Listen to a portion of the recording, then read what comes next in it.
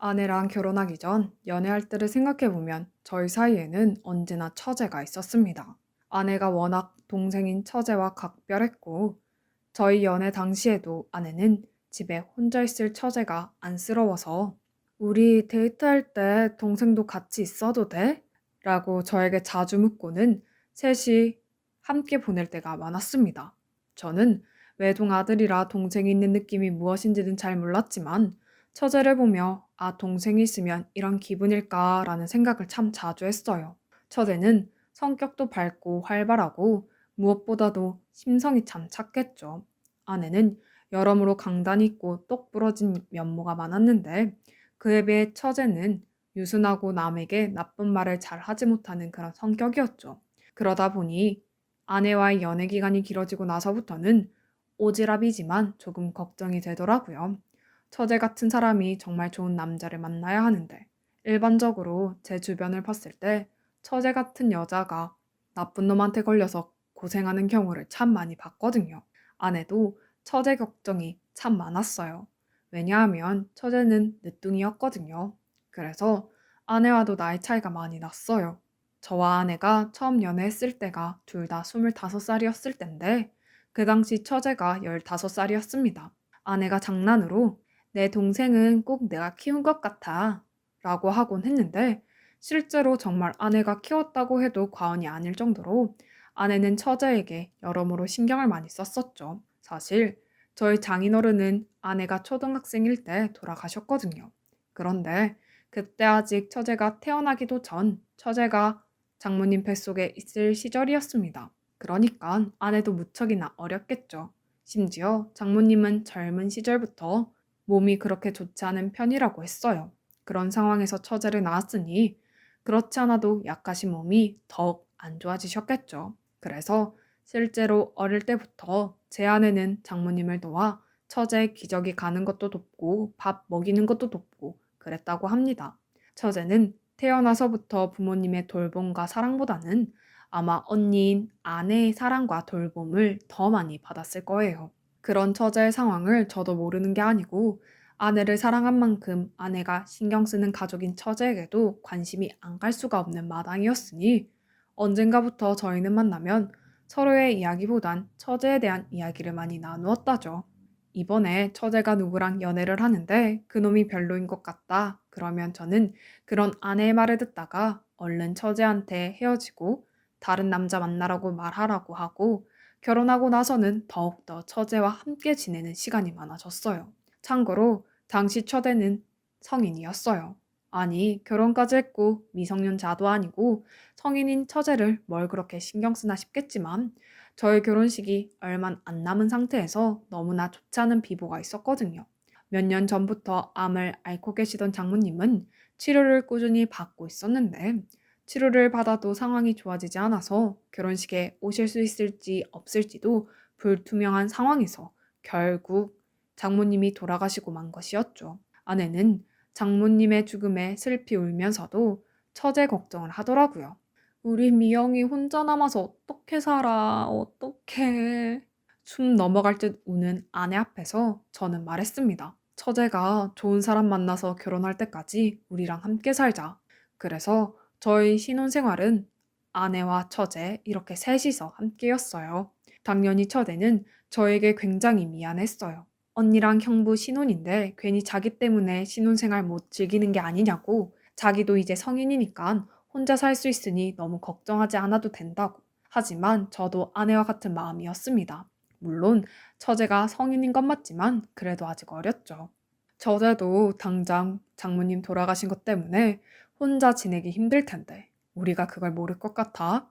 처제랑 한두 해 알고 지내온 사이도 아니고 솔직히 난 내 친동생이 있었으면 처제 같았을까 하고 가끔 생각해. 그만큼 처제도 나한테 가족이야. 그러니까 괜히 우리한테 미안해 하지 말고 처제 결혼할 때까지 같이 살아.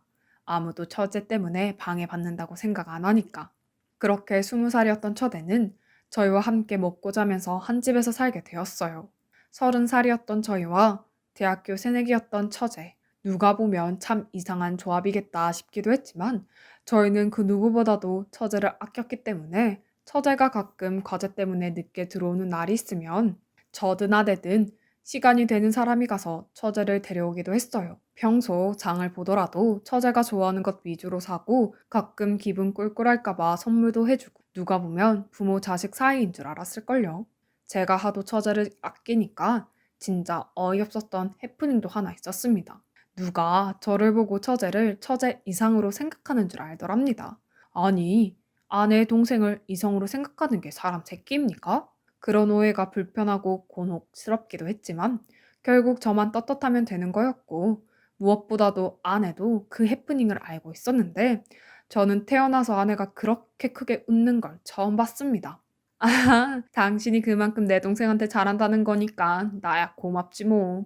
아무튼 그런 일들이 있을 정도로 처제를 소중히 아꼈습니다.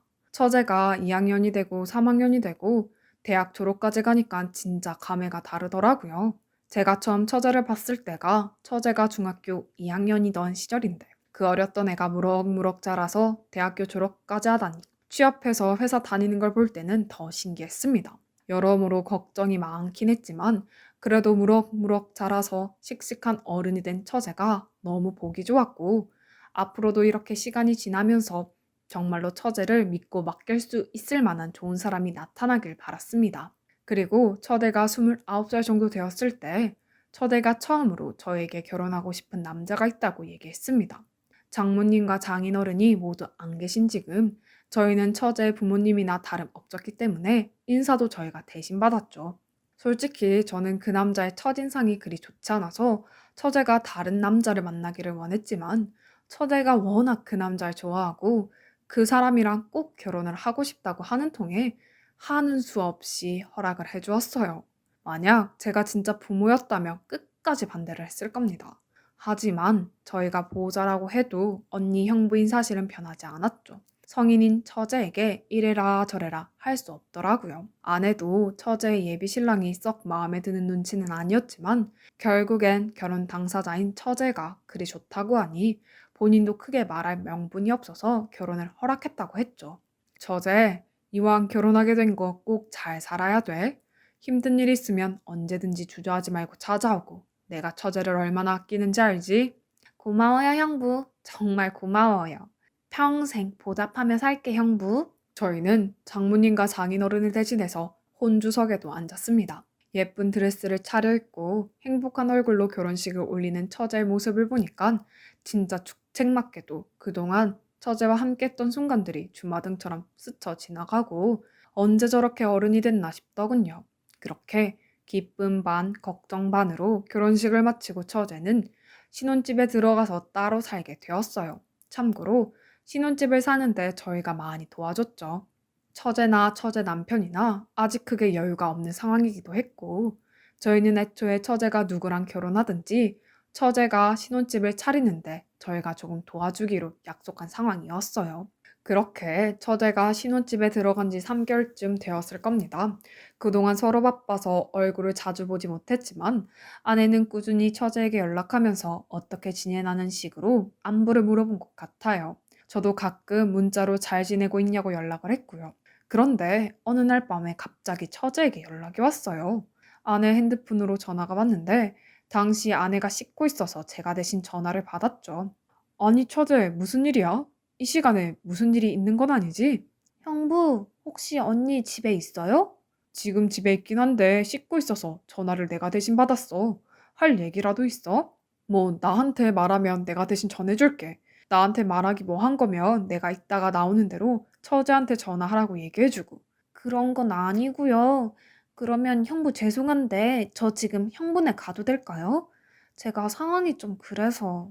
그동안 한 번도 그것도 밤중에는 더더욱 저희 집에 오겠다고 한 적이 없는 처제였는데 무슨 일이 있어도 단단히 있을 거라는 직감이 들어 걱정 말고 당장 와도 된다고 이야기했죠. 그리고 전화를 끊고서는 씻고 나온 아내에게도 이 이야기를 했어요. 처제가 집에 오고 싶어 하는데 어쩐지 목소리에 기운이 없는 게 무슨 일이 있는 것 같아. 그러자 아내는 처제가 오기 전부터 불안하게 집안을 왔다 갔다 거리며 전전긍긍 하더군요.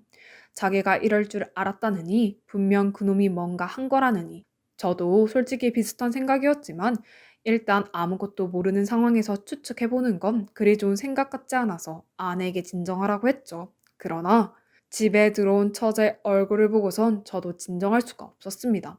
아니 처제의 얼굴이 대체 그게 무슨 꼴이야?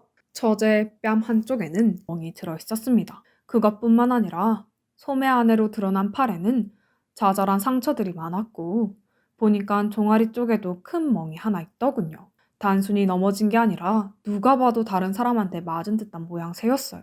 직감적으로 처제가 이 밤중에 저희 집에 온 게 처제 남편 때문이라는 게 확실해졌고 저 상처 또한 처제 남편이 만든 게 맞았다는 느낌이 스멀스멀 들었죠. 아내는 거의 거품을 물고 뒤로 넘어가려 했고 저는 일단 처제에게 차근차근 물었어요. 상처들은 무슨 일인지, 대체 누가 이런 상처들을 만들었는지요. 아, 남편이 그랬어요. 그리고 역시나 이 모든 상처는 처제의 남편이 낸 것이었습니다. 제가 처제를 오래 봐서 하는 건데 처제는 누구한테 나쁜 일을 할 사람이 아니거든요. 원한을 산 적도 없고 심지어 나쁜 일을 했다고 해도 저렇게 사람을 패서는 안 되는 일이잖아요. 피부가 하얘서 얼룩덜룩 든 게 더 크게 보이는데 정말 어찌나 가슴이 미어지는지 제가 처제에게 이것저것 묻는 사이 조금 마음을 다스린 아내는 구급 상자에서 약을 꺼내서는 처제의 상처에 덕지덕지 발라줬습니다. 넌 내가 이런 걸 보려고 결혼 허락한 줄 알아? 아니 이게 대체 무슨 일이야? 어떻게 왜 널 이렇게 때린 거야? 언니한테 똑바로 말해봐 얼른. 아내는 약을 바르다가 순간 울컥했었는지 엉엉 울더라고요. 처제도 눈에 눈물이 그렁그렁했고요. 처제 이야기를 조금 더 자세히 들어보니 더 가관이었습니다. 이렇게 큰 멍이 든 게 한두 번이 아니라고 하더라고요. 결혼한 지 한 달쯤 지났을 때부터 점점 본색을 드러내기 시작한 처제의 남편은 이후부터는 술 마시고 들어온 날이면 꼭 버릇처럼 처제에게 손을 들어 올렸다고 합니다. 심지어는 왜 술 마시고 들어왔냐, 왜 늦게 들어왔냐 같은 말을 처제가 한 것도 아니었어요. 그저 처제는 TV를 보고 있었을 뿐인데 그 남자가 술 마시고 눈에 뵈는 게 없는 상태로 자기 심기에 거슬린다며 처제를 일방적으로 치었죠. 얘기 듣는데 욕 나오는 걸 참느라 힘들었습니다. 그렇게 때린 것만 생각해도 분기탱전해서 그놈 얼굴에 그냥 주먹을 한 대 날리고 싶을 지경이었어요. 처제는 그놈이 술 먹고 들어오는 날이면 공포에 벌벌 떨었다고 하더군요. 그놈이 처제에게 한 만행은 그게 다가 아니었어요. 하지 말라고 해도 계속 처제한테 고하라는 이야기를 했더라고요. 안 그래도 일찍이 부모님을 여인 것 때문에 마음의 상처가 알게 모르게 많은 처제입니다. 아버지는 얼굴 한 번도 못 봤고 몸은 약했지만 언제나 처제에게 좋은 어머니가 되어주었던 장모님은 저희 결혼 직전에 돌아가시고 분명 누구보다 슬펐을 처제이지만 저희 신경 쓸까봐 저희랑 함께 있을 땐 슬픈 티를 한 번도 내지 않았어요. 남편이 되어가지고 그런 걸 보듬어 주지 못할 망정 오히려 그걸 처제를 공격하는 수단으로 쓰다니 그게 인간입니까? 처제는 결혼 생활을 한 3개월이 너무나 지옥 같았다고 해요. 게다가 들어보니까 그쪽 시댁이 시집살이 시키는 것도 장난이 아니더군요. 저희 처제가 부모님이 없으니까 그걸 빌미로 눈치 하나 안 보고 처제한테 이것저것 집안일 시키고 살림시키고 며느리가 아니라 무슨 식모 취급을 하는 것 같던데 그조차도 저희한테 이야기하면 저희가 화내고 슬퍼하고 걱정할까봐 혼자서 참아왔던 처제의 시간이 대체 어땠을지 감도 잡히지 않았습니다. 처제, 내가 이런 일이 있으면 우리한테 빨리 이야기하라고 했잖아. 어떻게 그 긴 시간을 참고 있었어? 처제도 힘들었을 텐데. 아니, 더 이상 언니랑 형부한테 패 끼치고 싶지도 않고 걱정 끼쳐드리기 싫었어요. 흐느끼면서 말하며 눈물을 흘리는 처제의 모습을 보니까 도저히 이대로 넘어갈 수가 없었어요. 그나마 정말로 불행 중에 다행히도 처제는 아직 혼인신고를 하지 않은 상황이었죠. 사실 아까 이야기했듯이 저랑 아내 모두 처제 남편감을 별로 마음에 들어하지 않는다고 이야기했잖아요. 그래서 일단 결혼식은 하되 혼인신고는 못해도 한 반년 정도는 결혼생활 해보고 그때 하라고 저희가 그걸 조건으로 내세운 적이 있었습니다. 요즘은 다들 그렇게 하잖아요. 착한 처제는 저희 말을 들었기 때문에 아직 결혼한 지 반년이 지나지 않아서 혼인신고를 하지 않은 상태였다고 했고요. 물론 저희 처제야 착하고 좋은 사람이니까 이혼녀라고 하더라도 분명 좋은 남자 만날 수 있겠지만 그래도 겨우 저런 놈이랑 몇 달 산 것 때문에 그런 꼬리표가 붙을 수 있었다는 걸 생각하면 정말 소름이 돋아요. 저희 부부가 성견지명이 있었던 것일 수도요. 그놈이랑 당장 헤어져. 우리가 알아서 다 해줄 테니까 걱정하지 마. 차라리 결혼한 지 얼마 안 돼서 이런 일이 터진 건 오히려 조상님이 도우신 거라고 생각해야 돼. 애까지 썼어봐. 어쩔 뻔했어. 일단 그 집으로 다시 돌아갈 수 없는 상황이었기에 저희는 처제를 저희 집에서 보호했습니다. 그리고 저와 아내는 머리를 맞대고 이 상황을 어떻게 해결해야 할지 생각했어요. 물론 당장 그 집 찾아가서 처제 짐을 빼고 나오면 애초에 혼인신고도 안 했으니 상황을 깔끔하게 마무리할 수 있었겠죠. 하지만 처제한테 이런 상처를 안겨준 만큼 그냥 호락호락하게 끝내고 싶진 않았습니다. 처제는 고아도 아니다. 처제를 사랑하고 지켜주는 가족들이 많이 있다. 이런 모습을 보여주고 싶었습니다. 저는 일단 이 사건을 저희 부모님에게도 말씀을 드렸어요. 참고로 저희 부모님도 저와 아내가 연애하면서 처제 역시 자주 만나왔기 때문에 나름대로 처제를 아끼는 편이었습니다. 그래서 저희 부모님도 처제의 사정을 듣자마자 어디 그런 천인공노할 놈이 다 있어 라며 버럭 화를 내셨습니다. 일단 혼인신고는 안 했어도 그 집에서 명확히 나와야 하기 때문에 찾아가서 본때를 보여줄 거라는 제 말에 부모님은 날짜만 알려줘라. 내가 친척들 다 불러서 데려가마. 라며 두 팔을 걷어붙이고 당장이라도 그놈 집으로 쳐들어갈 기세였어요. 저는 그대로 집에 돌아와서 아내에게 자초지종을 설명했어요. 그래도 어머님이랑 아버님 덕에 살았네. 정말 고마워요, 여보. 아니야, 처제도 나한텐 가족이나 다름없는데. 그렇게 착한 처제가 무시당한 것도 모자라서 맞기까지 했다는데 가만히 있을 수가 있겠어? 헤어질 때 헤어지더라도 그런 자식놈이랑은 갈 때까지 간 다음 끝내야지. 그리고 저희끼리 처제와 그놈 신혼집에 방문하기로 한 날, 명절 때나 볼 수 있던 제 친척들이 우르르 다 몰려 들어왔습니다.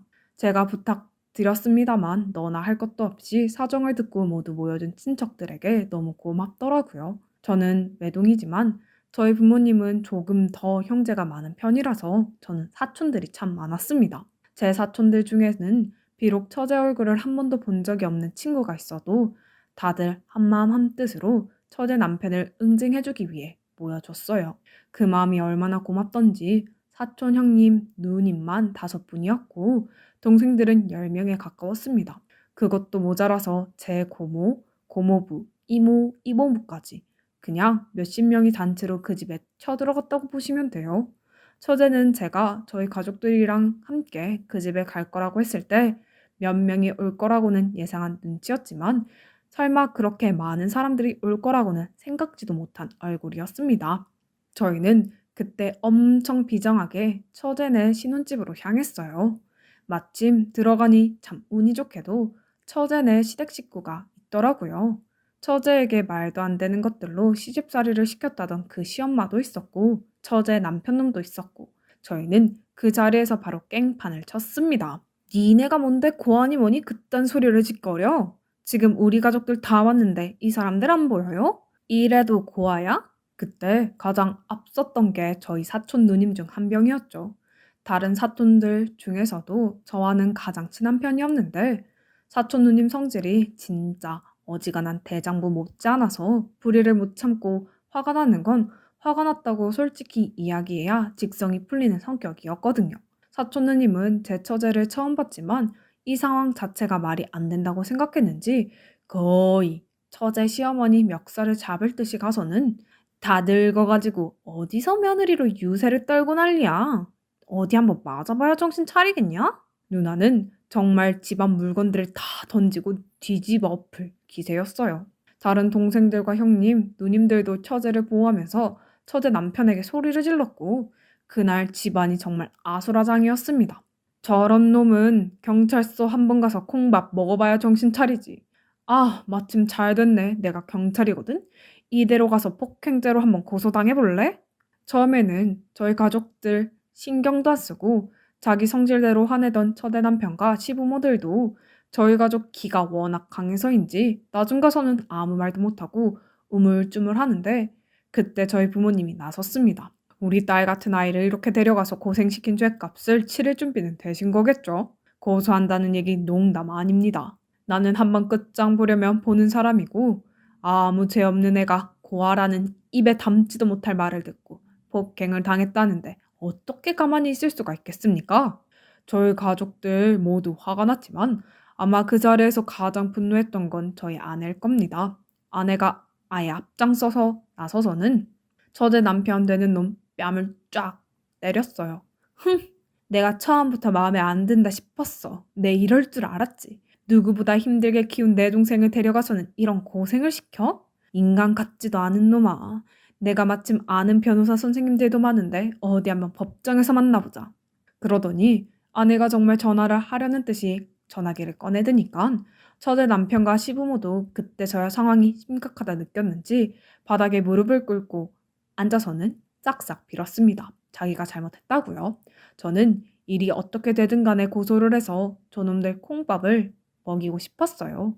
하지만 나중에 집에 돌아가면서 처제가 고소는 하지 않았으면 좋겠다고 하더군요. 일이 커지는 게 싫다고 하면서요. 분노가 아직 가시지 않았지만 그렇다고 해서 당사자인 처제 의견을 무시할 수도 없었기에 저희는 일단 알겠다고 했습니다. 그리고 저랑 아내 둘이서만 따로 한 번 더 처제 남편과 시부모를 찾아갔어요. 그 다음 처제에게 행한 폭력들에 대해서 고소하지 않는다는 조건으로 처제가 혼수로 준비해간 금액과 저희가 지원해준 돈을 그대로 돌려받고 위자료로 받는다는 조건으로 깔끔하게 헤어지기로 했습니다. 일단 지금은 돈이 들어와서 처제에게 넘겨준 상황이에요. 저희 가족들도 일이 어떻게 진행되는지 궁금해하더니 결국 고소 안 하는 조건으로 처제가 받을 돈은 다 받았다고 하니까 다들 자기 일처럼 기뻐해 주더군요. 그런데 요즘 들어 조금 걱정되는 부분이 하나 있습니다. 바로 처제입니다. 처제가 그렇게 그 사람과 헤어지고 나서 다시 예전처럼 저희 부부와 함께 살고 있는데 어쩐지 그 일이 처제에게 너무 많은 영향을 끼친 모양인지 여전히 우울해 보여요. 시국이 시국이긴 하지만 처제 기분도 풀어줄 겸 차라먹고 경치 좋은 곳으로 여행도 다녀오고 평소 처제 좋아하는 맛있는 것들도 잔뜩 사다 주고 하는데 웃는 건 아주 잠깐이고 집에 있을 때면 뭐 그리 한숨을 푹푹 내쉬는지 언젠가 한 번은 아내가 제대로 날 잡고 이야기를 해보려고 했어요. 혹시 조금 마음에 걸리는 일이 있어? 언니한테도 이야기 못해? 라고 운을 띄웠는데 처제는 그냥 고개만 내저었다고 합니다. 나쁘게 헤어졌어도 그놈이 그리운 건지 아니면 다른 이유가 있는 건지 일단은 저희도 처제를 닥달할 수 없는 노릇이기에 지켜보고는 있는데 벌써 한 달 정도 이런 모습을 보이고 있으니까 솔직히 너무 걱정이 됩니다. 아내는 처제에게 좋은 남자 소개시켜주면 괜찮지 않을까? 라고 이야기를 하고 있는데 저는 솔직히 아직은 잘 모르겠어요. 혼인신고를 안 했다고는 해도 엄연히 결혼식을 올려서 부부로 살았는데 아직 불미스러운 일로 헤어지게 된 지 얼마 되지도 않아서 처제 성격에 새로운 남자를 만나고 싶어 할 것 같지도 않고 하지만 그렇다고 해서 또 아무것도 안 하고 그냥 지켜만 보고 있자니 처제가 너무 걱정이 되어 어찌할 바를 모르겠습니다. 저희 부부는 여기서 어떻게 하는 게 좋을까요?